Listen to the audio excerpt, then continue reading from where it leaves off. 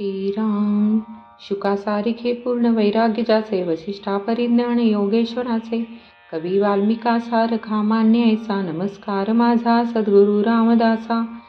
जय जय रघुवीर समर्थ. सार्थ श्रीदास बौद्ध दशक 13वा, समास 9वा. आत्मा विवरण.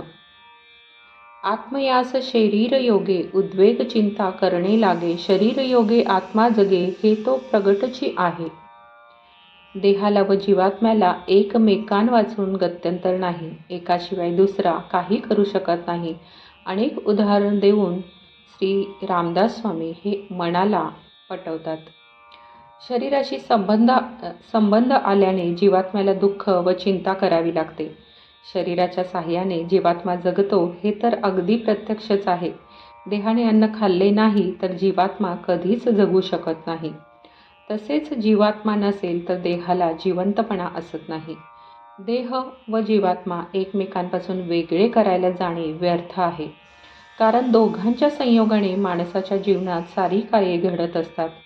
नुसत्या देहाला जिवंतपण नसते तर नुसत्या जीवात्म्याला पदार्थ उचलता येत नाही. एखादा माणूस स्वप्नामध्ये जेवला तर त्याचे काही पोट भरत नाही. जीवात्मा जेव्हा स्वप्नामध्ये जातो तेव्हा तो देहामध्ये देखील असतो. झोपेत तो शरीर खाजवतो हे याचे प्रमाण होय. हा चमत्कारच आहे. अन्नरसाने शरीर वाढते. जसे शरीर वाढते तसतसा विचार पण वाढतो. त्यानंतर म्हातारपणी शरीर व विचार दोन्हींचा संकोच होतो. दोन्ही लहान होतात. देह मादक पदार्थ सेवन करतो. त्याचाच अंमल जीवात्म्यावर होऊन तो भ्रमतो. त्याचे भान नाहीसे होते आणि त्याची सगळी शुद्धी लोपते. देहाने विष घेतले तर त्याचा परिणाम होऊन जीवात्मा देह सोडतो. वाढणे मोडणे या गोष्टी जीवात्म्यास निश्चितपणे भोगाव्या लागतात. वाढणे मोडणे, जाणे येणे, सुख आणि दुःख या गोष्टी देहाशी संयोग झाल्यामुळे जीवात्म्याला अनेक रीतीने भोगाव्या लागतात. मुंग्यांचे वारूळ आतमधून पोकळ असते. त्यात मुंग्यांना जाण्या येण्याचे मार्गच असतात. आपला देह देखील त्या वारुळासारखाच आहे. आपल्या शरीरात नाड्यांचा गुंताडा आहे. नाड्या आतून पोकळ असतात. अशा लहान व मोठ्या खूप नाड्या शरीरात भरलेल्या आहेत. प्राणी अन्न खातो व पाणी पितो. त्याचं अन्नरस तयार होतो. या अन्नरसाला वायू श्वासोच्छ्वासाने प्रवाहित करतो. शरीरातील नाड्यांमधून पाणी वाहते. त्या पाण्यांमध्ये वायू देखील वाहतो आणि त्या वायूबरोबर जीवात्मा सुद्धा नाड्यांमधून संचार करतो. नाड्यांमधून जाणीवेचा प्रवाह पण असतो हे सांगण्याचा हेतू आहे. तहान लागून शरीराला शोष पडला की ते जीवात्म्याला समजते. मग तो शरीराला उठवून पाण्याकडे नेतो. मला पाणी पाहिजे असे शब्द जीवात्मा शरीराकडून बोलवतो. रस्ता नीट बघून तो शरीराला चालवतो. जसा प्रसंग येईल तशी हालचाल तो शरीराकडून करवतो. भूक लागली असे जीवात्मा जाणतो. मग तो देहाला उठवतो आणि जेवायला उशीर झाला म्हणून ज्याला त्याला तो अद्वा बोलायला लावतो. बायकोच्या शरीरामधील जीवात्मा म्हणतो, झाले, जेवण तयार झाले, चला. मग हा देहाला सोवळेने सवितो आणि त्याच्या पायात धरून तातडीने जेवायला नेतो. देहाला तो पानावर बसवतो. मग डोळ्यात भरून वाढलेले पान पाहतो आणि हाताला आपोषण करायला लावतो. नंतर जीवात्मा हातातला घास उचलायला लावतो. तोंडापाशी नेल्यावर तोंड उघडायला लावतो आणि दातांच्याकडून नीटपणे चावून घेतो. हाच जीवात्मा जिभेमध्ये संचार करून स्वाद आणि सुवास यांचा आनंद भोगतो. अन्नात केस, काडी किंवा खडा लागला तर तो जाणतो व लगेच थुंकून टाकतो. पदार्थ अळणी झाला असेल तर जीवात्मा मीठ मागतो. अगे का गे असे ओरडून बायकोकडे डोळे वटारून रागाने पाहतो. गोड पदार्थ खाताना जीवात्म्याला आनंद होतो. पदार्थ गोड नसेल तर त्याला मोठे वाईट वाटते. वाईट गोष्टीने तो जीवात्म्याच्या अंतर्यामी क्लेश होतात. हा जीवात्मा अनेक प्रकारच्या अन्नाची गोडी घेतो. अनेक रसांनी चव निवडतो. पदार्थ तिखट लागला तर डोके झाडतो आणि त्याला ठसका लागतो. मग तो रागावून बोलायला लावतो की मिरपूड फार घातली, खापरासारखा हा काय पदार्थ केला आहे. अशा तऱ्हेचे कठोर शब्द तो जिभेकडून बोलावतो. तुपाचे पक्वान्न फार खाल्ल्याने तहान लागते म्हणून तो लगेच तांब्या उचलायला लावतो आणि घटाघटा पाणी प्यायला लावतो. अशा रीतीने देहात राहून देहाच्या द्वारे जीवात्मा अनेक प्रकारची सुखदुःखे भोगतो. जीवात्मा देह चालवितो, जगदात्मा जगत चालवितो आणि विश्वात्मा विश्व चालवितो. मूळ अंतरात्मा अर्थात एकच आहे. देहामध्ये राहणारा आणि सुखदुःखे भोगणारा एकच जीवात्मा होय. जीवात्मा देहात नसेल तर देह केवळ प्रेत बनतो. मनामध्ये अनंत वृत्ती निर्माण होतात. जीवात्मा त्या सर्व जाणतो. सर्व वृत्ती जाणणे हाच त्याचा खरा धर्म होय. त्रैलोक्यामध्ये जितक्या व्यक्ती आहेत तितक्या सर्वांच्या अंतर्यामी जीवात्मा वास करतो. जगाच्या अंतर्यामी असणारा तो जगदात्मा, विश्वाच्या अंतर्यामी असणारा तो विश्वात्मा होय. अंतरात्मा अथवा सर्वात्मा अशा रीतीने अनेक रूपे घेऊन सर्वांना चालवितो. त्या अंतरात्म्याला सर्व काही ओळखता येते. तो वास घेतो, स्वाद घेतो, ऐकतो, पाहतो, मऊ आणि कठीण ओळखतो. गरम आणि थंड त्याला तात्काळ समजते. अत्यंत चतुर असणारा हा जीवात्मा लक्ष देऊन कितीतरी प्रकारच्या खटपटी करतो. त्या चतुर जीवात्म्याचा उलगडा खरा चतुर पुरुषच करू शकतो.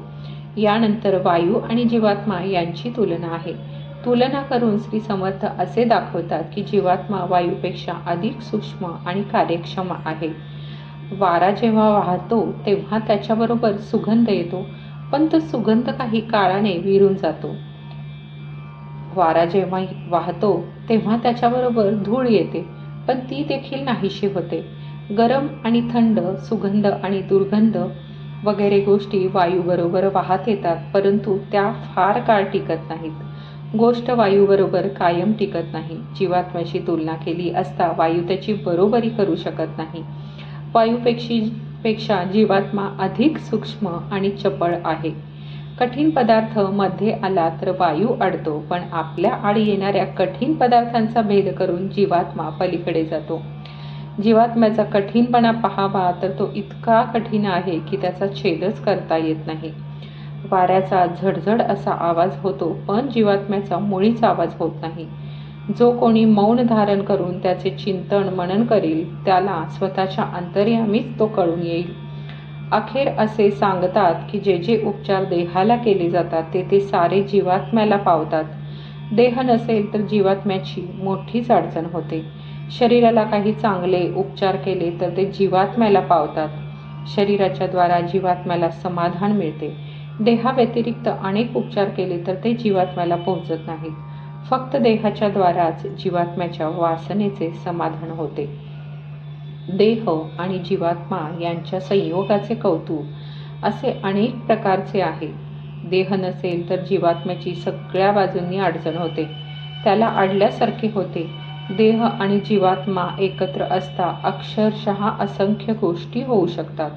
दोघांना वेगळे केल्यास एकट्याच्या हातून काहीच होऊ शकत नाही.